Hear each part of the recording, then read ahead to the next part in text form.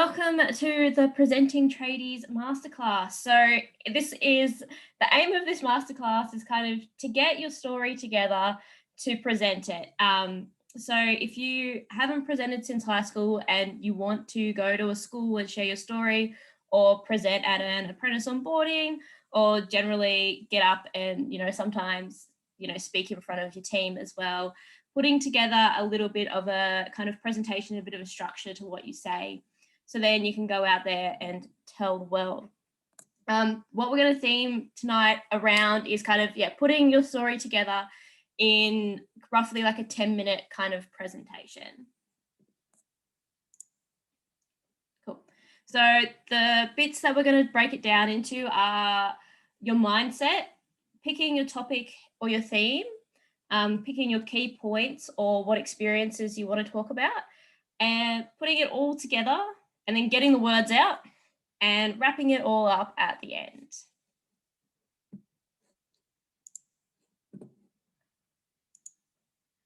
All right, so who am I? So if you follow me on social media, I introduce myself a fair bit on there and I tell a bit of my story, but pretty much I am a qualified heavy vehicle and plant mechanic. I am now a trainer and assessor, so I've been teaching for just over 2 years now, and I'm currently a contract trainer and assessor. So what that means is, all right, Christy, I'm going to mute you. Yeah, so what that means is that I contract to a company to run training for them as well. And I also am a life coach. So I'm a tradeswoman empowerment coach. So I do that half of my time working with tradeswomen to work on their confidence, to get through any challenges and to achieve any goals that they are striving for. I love going on a bit of an adventure. So my picture up here with me holding my leg up in the air, that's me on top of Mount Kosciuszko. We went last year and we were supposed to go again this year, but who knows with COVID. And then, so the way that I got into the trade is working with my dad on the farm. So down the bottom there, that's me and my dad working on his truck. My mum likes to take a good photo of literally us doing absolutely anything. So I've got a few of those. But really my values, the things that are so important to me are being authentic, being real, being honest, and really helping the people come up after me.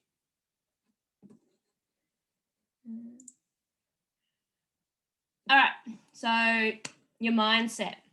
So when you're going to present, whether it's a short presentation or a long presentation, or even just going up and even sharing on social media as well, you have something important to say and people need to hear it. So it might not be for everyone, but your words will mean the world to someone. So I think the biggest thing is that you need to be confident in what you say. Your story is very important, or the things that you need to say are very important. And, in a crowd, there will always be one person that your words will mean the absolute world to.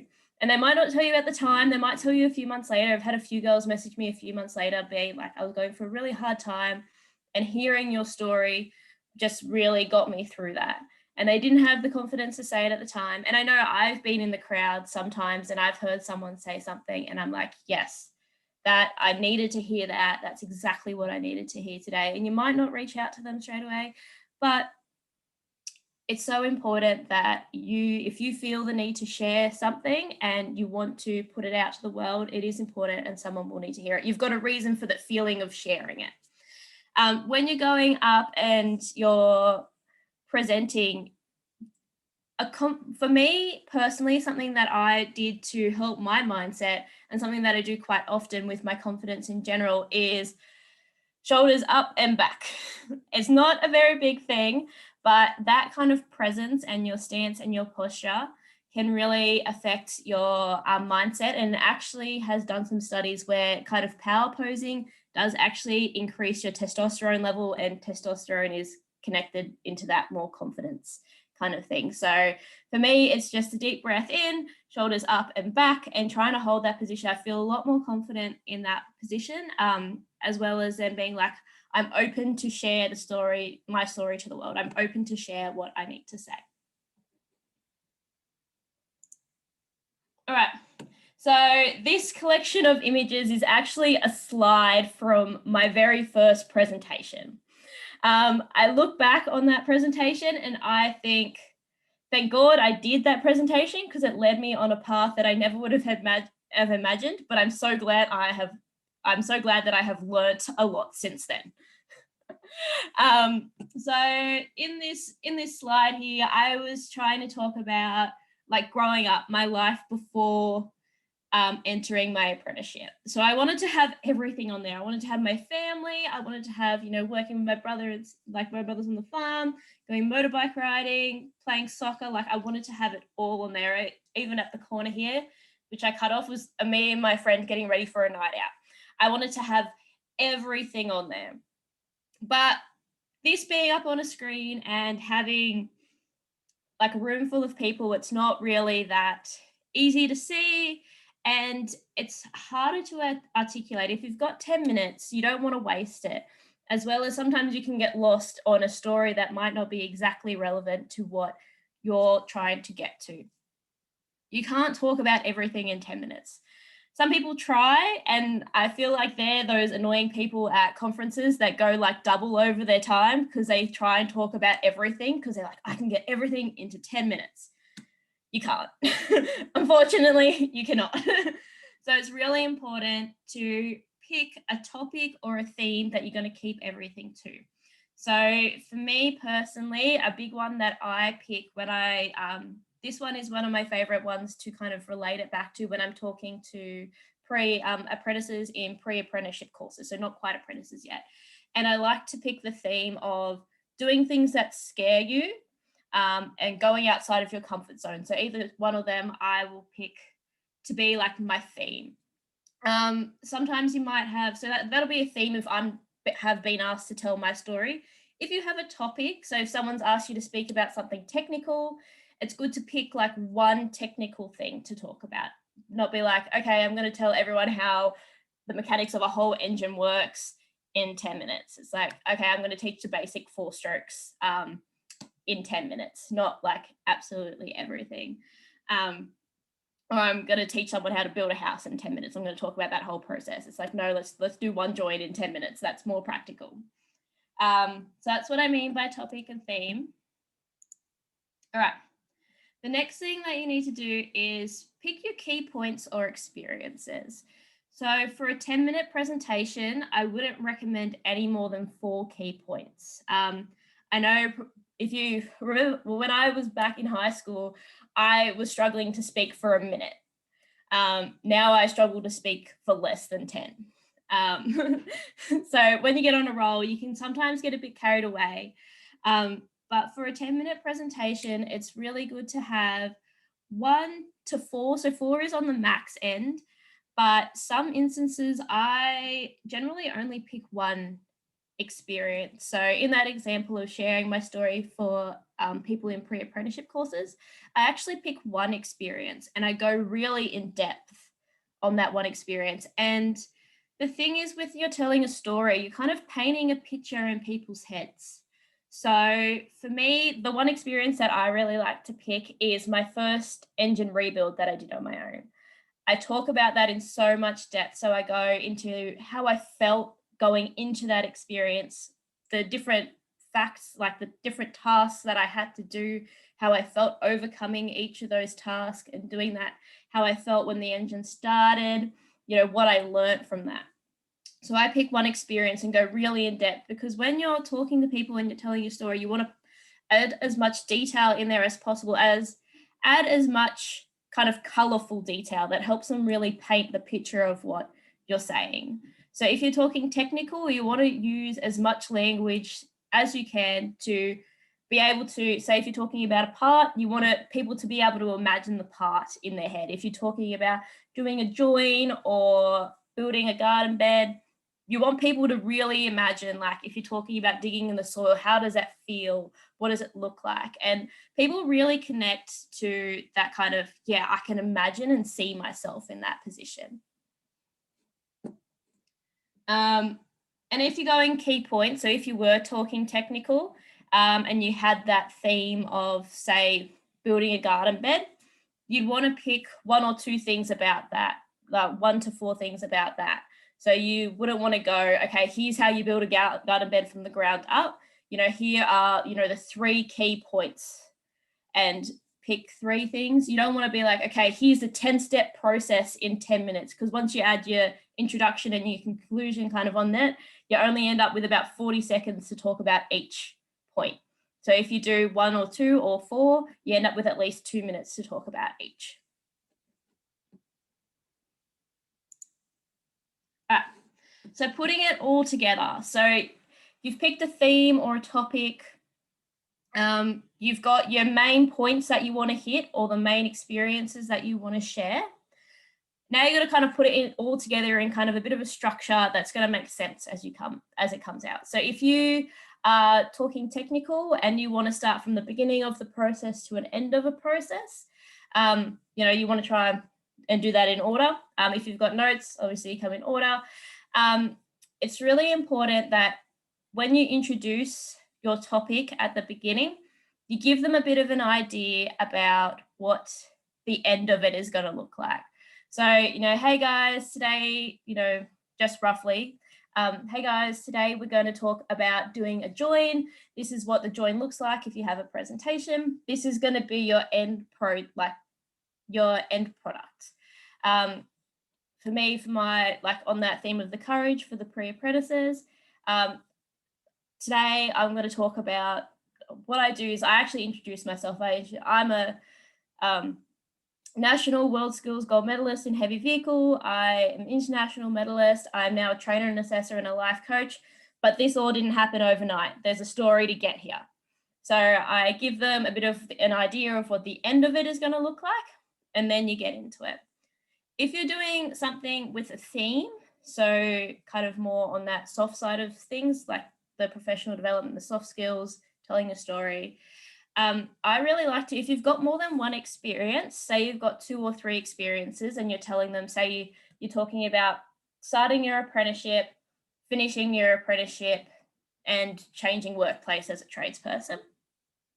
If your theme, say, has been, try new things, after the end of every experience that you share, be like, okay, these were the new things that I experienced in this moment. So kind of bring in your theme at the end of every one of the experiences. So it really ties it all back together. Everyone knows that this is what you're talking about, and this is why that story is relevant to your main topic that they've come to hear you talk about. All right, then we've got our conclusion. One of my things that I actually find when I'm trying to speak without notes is I kind of get to the end and I'm like, okay, cool guys, see ya. Thanks. But sometimes it really leaves people hanging. And sometimes you want to leave people hanging if you want them to come and talk to you afterwards. But it's really good to have a wrap up. Something like you kind of want to summarize what you have said in your whole thing. So going from the experience, so me sharing my experience of building an engine to the pre-apprentices.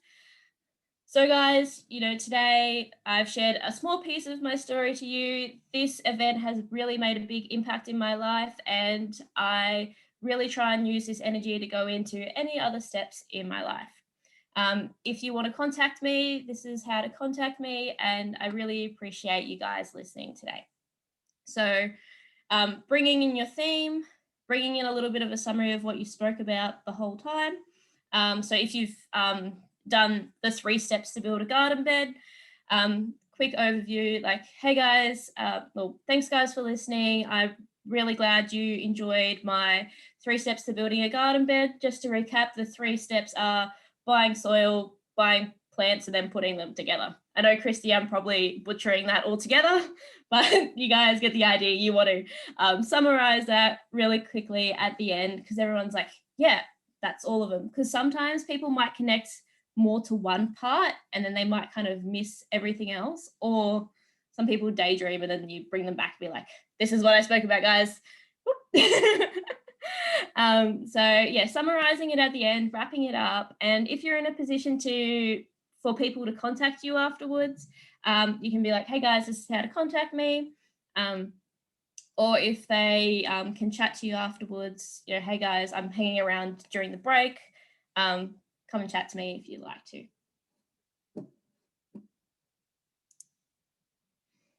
All right, so getting the words out. So we've put it all together. We've got our introduction, our points that we want to talk about. We've got our overruling theme, and we've got our conclusion. Now we get up in front of everyone and the words need to come out. There's a few different things for getting the words out. If it's a first time thing, I do recommend practicing. A really good practice point is to either record yourself or say it in front of a mirror. Something that you don't really think, like saying it in front of a wall and not really seeing yourself, has a very, very different feel than saying it to a mirror, because you're talking to yourself, you can see what you look like. I find that personally, like, I think it's just a thing for me. If I see myself and I'm like, oh, that person looks really like, I kind of talk about my reflection as if it was another person. I'm like, oh, that person doesn't look too confident. That person looks really closed off. I'm like, okay, cool. Chest up, you know, open up a little bit. Or if you're like, oh, I think I'm like waving my hands around too much and I'm swaying back and forwards. Something that I do often is like kind of rock back and forwards. And I caught that. I actually did a time lapse once of me practicing a speech, and I was like, I rock back and forwards way too much. So recording yourself as you're doing it is a good way to do it, like on your own. And then saying it in front of family and friends as well. When I was living at my mum and dad's and one of us had a presentation to do, we would often do after dinner presentation while everyone was having dessert, and someone would practice their speech. So doing something like that and getting feedback for people that you're comfortable with can really help you practice getting the words out. Even just saying the words, so reading it over in your head and saying the words have two very different feelings. If you're saying it in your head, you're like, cool, I'm just trying to memorize it. But if you're saying the words, it's kind of that muscle memory of your mouth kind of thing. It sounds a bit funny, but it's actually a thing. So once you get more comfortable saying the words, they will come more naturally rather than just trying to think them. All right, so we've done some practicing, and now we want to, like, we're out in front of everyone. So there's some things like people say, pretend everyone's naked. I wouldn't recommend that at all. Personally, not one for me, but if it works for you, it works for you. Something that I really like to do, because you want to try and make eye contact to connect with the audience, and you don't want to stare just blankly at one spot. You can do that if that works for you, but the idea is to kind of glance around. And something that I find really helpful is to have, if you've got one or two people in the audience that you know or that you introduce yourself to before speaking, it's good to have them like scattered through. And you can, or even if you don't know anyone, you can pick 3 people that look friendly, and you just go from making eye contact with one to the other and to another, and then go back again. And it looks like you're scanning the whole room, but really you're focusing on 3 people. So it makes it a bit less overwhelming. You're like, cool, I'm talking to you, and you can kind of phase out everyone else depending on how many people there are. Make sure you pick people that are spread out and don't pick 3 people in a group, because it kind of defeats the purpose as well. If you're having trouble because looking at people makes you a bit nervous, pick 3 spots above people's heads. So there might be a poster on the back wall, door handle of a door that's in the corner, or a part that's on a bench, and you can scan 3 spots that are in the background. So then you're not directly looking at everyone, but you are glancing around and giving that feel that you are looking at everyone. All right, so wrapping it all up. So one of my favorite bits is actually taking questions from the audience. Sometimes you might get to a presentation, everyone's just like, oh yeah, thanks, I really enjoyed it. And sometimes people ask some really tricky questions that get you thinking, and it makes it so much more personal for the people in the audience. And I like it a lot because it really allows me to connect with my audience on a more personal level. So if you do have the opportunity of taking questions from the audience, it's really good. If taking questions is something that you absolutely want to do, it's really good at the beginning of the presentation to chuck that in your introduction. Be like, okay, guys, you know, here's what I'm talking about today. If you've got any questions as we're going through, feel free to write them down on a piece of paper or keep them in the back of your mind. We're going to get to questions at the end. If you get to questions at the end and you've got something that you realize that you've missed, it's always good to, you can chuck that in there. Hey guys, in part of step 3, you should also do A, B, and C. Just wanted to remind you guys of that as well. So in that question time, it's good to chuck in that kind of stuff as well. And sometimes the presenter, so you're the presenter, and sometimes the person who is the MC might have some questions that they might have lined up. They might say, okay, like, we're going to do question time. If no one asks any questions, is there anything particular that you'd like me to ask you? Or like, I've got some questions already prepped to ask you in case that happens as well. So that can be a situation that happens. Or if no one's asking any questions, you can be like, oh, one of the commonly asked questions I get about this process is A, B, and C. One of the commonly asked questions I get about starting an apprenticeship is A, B, and C, or being a mechanic, being a carpenter, that kind of thing. So you can bring forward any commonly asked questions that you have.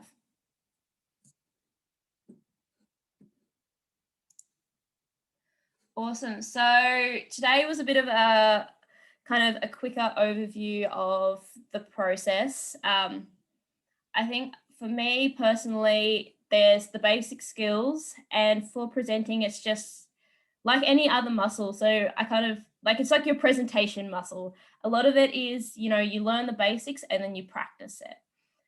So it's always good to go back to those basics, getting your introduction, your points in the middle, your conclusion, practicing in front of the mirror, using different techniques and practicing what makes you feel comfortable speaking in front of everyone. Making sure that you're feeling good about what you're saying. And remember that there's always going to be one person that's really going to take a lot away from what you say. Sometimes I've gone to presentations and been like, I felt like I spoke for 10 minutes and said absolutely nothing. And someone will come up to me and be like, that's exactly what I needed to hear today. So someone always will take something away from what you have said. Yeah, so presentation muscle, go back to your basics, practice. Is the biggest thing, and getting feedback. A lot of the times we could be doing something and not even notice because we're so in the zone of what we're saying. Like me personally with the rocking back and forward things, I was like so in the zone and someone was like, you know, you rock back and forwards a lot. And I'm like, oh shit, I'm still doing that. Get it. So that's one of the things. If you would like any help with anything on your journey, so with prepping a presentation, with a career change, or finding your confidence, please feel free to reach out to me. I would love to have a chat with you. I've also got, I do introductory calls for free. So if you would like to have a chat with me and see if there's anything I could help you with, I would love to see if we'd be a great fit. Yeah. Any questions? So I'm going to actually turn the presentation off. So if you guys have any questions about what we've gone through, I know, like, yeah, going through the basics. Yeah, and if you've got any questions, if you've done any presenting and you want to get some feedback on something that might have happened, feel free to ask away.